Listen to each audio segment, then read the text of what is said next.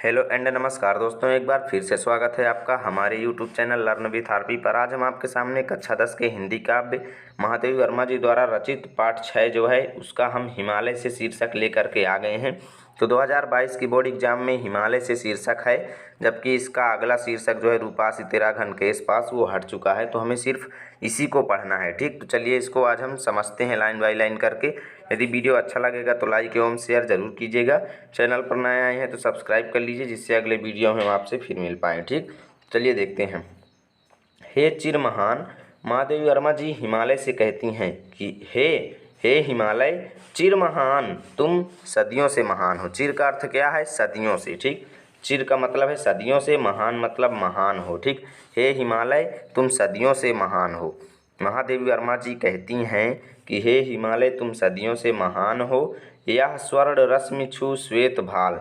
स्वर्ण रश्मि मतलब सुनहरी किरणें, ध्यान से देखिएगा। स्वर्ण रश्मि मतलब सुनहरी किरणें, छू मतलब छू करके, श्वेत मतलब सफ़ेद, भाल मतलब मस्तक को। ठीक, यह सुनहरी किरणें तुम्हारे सफ़ेद मस्तक को छूती हैं। मतलब इसका अर्थ यह है सफ़ेद मस्तक का कि हिमालय हमेशा बर्फ़ से ढका रहता है। तो जब ये बर्फ़ से ढका रहता है और जब इस पर सूर्य की सुनहरी किरणें पड़ती हैं तो ऐसा लगता है कि बरसा जाती रंगीन हास। एक रंगीन मतलब रंग बिरंगा खुशी जो है वो प्रकट कर जाती हैं। ठीक, बरसा जाती हैं एक रंग बिरंगी हंसी तुम्हारे सिर पर। ठीक, तो तुम्हारे ऊपर एक रंग बिरंगी हंसी को ये प्रकट कर जाती हैं जैसे ही ये तुम्हारे सफ़ेद मस्तक पर पड़ती हैं। ठीक, तो 3 लाइनों का आपका समझ में आ गया होगा।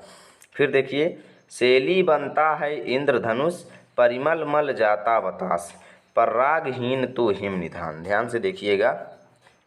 शैली का अर्थ है यहाँ पर पगड़ी। ठीक, शैली का अर्थ क्या है? पगड़ी या फिर दुपट्टा भी हो सकता है। बनता है इंद्रधनुष, तो क्या कहती हैं कवित्री कि ये जब शैली बनता है इंद्रधनुष, तो जब सूर्य की किरणें तुम्हारे मस्तक पर पड़ती हैं तो तुम्हारा पगड़ी जो है या फिर तुम्हारे ऊपर इंद्रधनुष एक पगड़ी के रूप में लगने लगता है। ऐसा लगता है कि तुमने कोई पगड़ी पहन रखी है जो इंद्रधनुष के जैसे प्रतीत होती है। यानी कि इंद्रधनुष जो बनता है वो हिमालय की पगड़ी जैसे लगता है, जैसे उन्होंने पगड़ी को पहने हुए हैं। ठीक, तो देखिए, परिमल मल जाता बतास। परिमल का अर्थ यहाँ पर क्या है? देखिए, पहले बतास का अर्थ समझिए, इसका अर्थ जो है पीछे से निकलेगा। तो बतास का अर्थ क्या है? वायु। ठीक, सुंदर हवा यानी कि आनंद युक्त हवा। ठीक, बतास मल जाता मतलब रगड़ जाता है, कहाँ पर? शरीर में।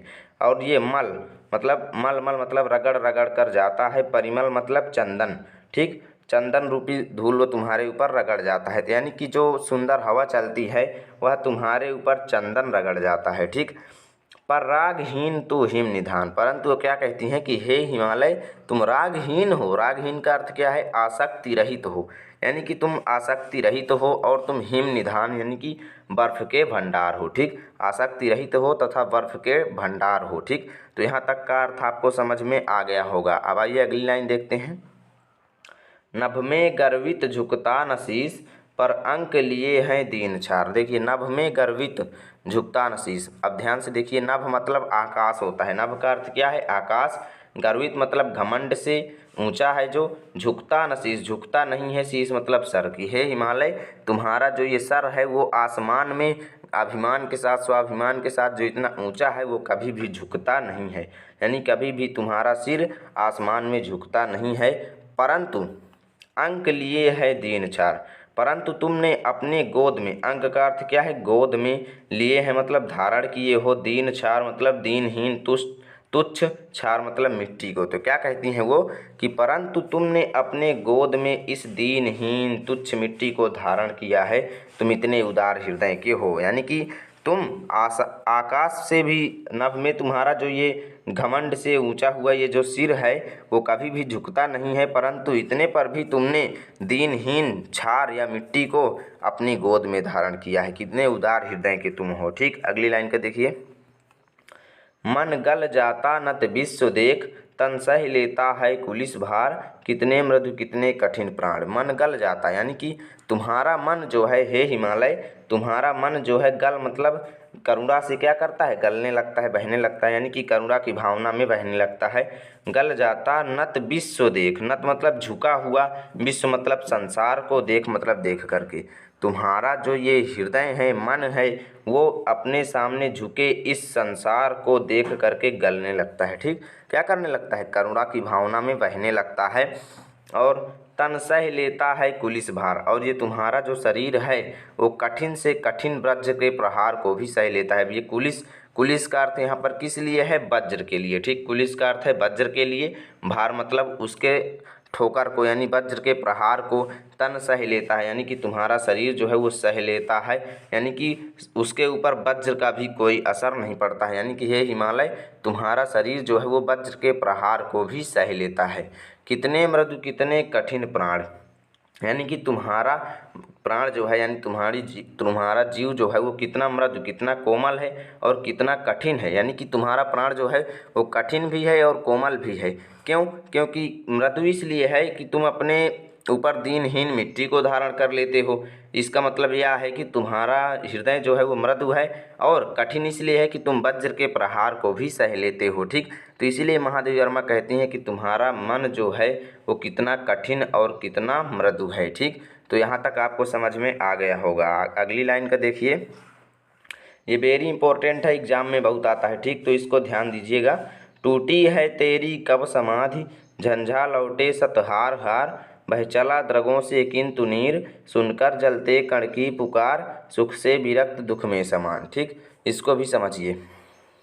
टूटी है मतलब कब टूटा है तुम्हारा, तेरी मतलब तुम्हारा, कब मतलब कब, समाधि मतलब साधता, यानी कि जिस समाधि जो होता है वो योग का एक क्रियाकलाप होता है। योग में समाधि का आसन लगाकर जो लोग बैठते हैं, तो वही कि तुम्हारी ये जो साधकता है वो कब टूटी है, यानी कि तुम ये जितने में स्थिर हो उतने में अभी तक तुम महान बने हुए हो, यानी कि साधक की तरह एक खड़े हुए हो समाधि का रूप, समाधि क्रिया करके। ठीक, तो तुम्हारी ये समाधि है वो कब टूटी है? झंझा लौटे सतहार हार, अनेकों, झंझा मतलब बाधाएं, लौटे मतलब लौट गए, 100 यानी कि 100 से अधिक बाधाएं तुमसे हार हार करके लौट गई हैं। ठीक, बह चला द्रगों से किंतु नीर, बह चला द्रगों से किंतु नीर, द्रगों का अर्थ होता है नेत्रों से, किंतु मतलब किंतु, नीर मतलब पानी। ठीक, बह चला मतलब बह चला है, किंतु तुम्हारे नेत्रों से पानी बह चला है। किस लिए, क्यों बह चला पानी? सुनकर जलते कण की पुकार, यानी कि अब इस धूप में जलते हुए कणों की यानी रेत के कणों की पुकार सुन करके तुम्हारे नेत्रों से क्या बह चला? आंसू बह चला, यानी प्रेम रूपी आंसू तुम्हारे नेत्रों से बहने लगा। सुनकर जलते कण की पुकारों को, यानी धूप में जो कण जल रहे हैं उनके पुकारों को सुन करके तुम्हारे नेत्रों से जो पानी बहने लगा, अर्थात बर्फ़ पिघलने लगा। जब धूप लगती है तो बर्फ़ पिघलने लगता है और कण जो हैं वो जलने लगते हैं, और ये जो पिघलता है यही नदियों में जाता है। ठीक, सुख से विरक्त दुख में समान। तब महादेवी वर्मा कहती हैं कि हे हिमालय, तुम सुख से विरक्त हो, यानी कि सुख से तुम वियोग रखते हो, परंतु दुख में समान, परंतु दुख में तुम उसी प्रकार स्थिर रहते हो, और सुख से तुम वियोगी हो अर्थात विरक्त हो। अगली लाइन का देखिए, मेरे जीवन का आज मूक, तेरी छाया से हो मिलाप, तन तेरी साधकता छूले, मन ले करुणा की थाह नाप, उर्मे पावस द्रग में बिहान। ठीक, तो इसको भी देखिए। मेरे जीवन का, यानी अब महादेवी वर्मा खुद के लिए कहती हैं कि इस मेरे जीवन का आज मूक, यानी कि ये जो शांति है मेरे जीवन में, इसका तेरी छाया से मिलाप हो जाए। यानी कि महादेवी वर्मा कहती हैं कि हे हिमालय, मेरे जीवन की इस शांति का तुम्हारी छाया से मिलाप हो जाए। कहने का मतलब कि वो महादेवी वर्मा जो हैं वो हिमालय के गुणों को अपने अंदर उतारना चाहती हैं। तेरी छाया से मिलाप होने का अर्थ यह है कि वो हिमालय के जैसे महान बनना चाहती हैं। ठीक, तन तेरी साधकता छूले, मन ले करुणा की थाह नाप, उर्मे पावस द्रग में बिहान। ठीक, तो इसका अर्थ समझिए कि महादेवी वर्मा जो कहती हैं कि तन तेरी साधकता छू ले, मेरा मन जो है वो तेरे जैसे साधक हो जाए, अर्थात तुम्हारी जैसी कठोर साधना शक्ति को प्राप्त कर ले, तुम्हारी जैसे कठोर साधना शक्ति से परिपूर्ण हो जाए। और मेरे हृदय में देखिए, मन ले करुणा की थाह नाप, और मन ले यानी मेरा मन जो है, मेरा हृदय जो है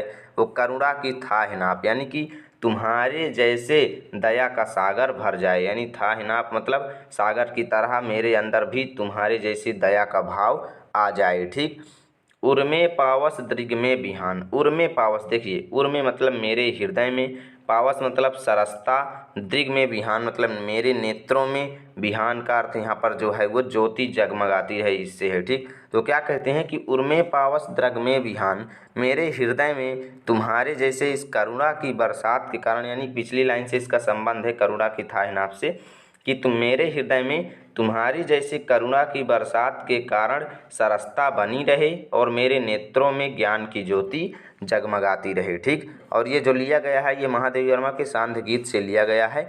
तो इस प्रकार ये आज का जो चैप्टर है वो कंप्लीट होता है। तो उम्मीद है ये आपको बहुत ही अच्छी तरीके से समझ में आया होगा।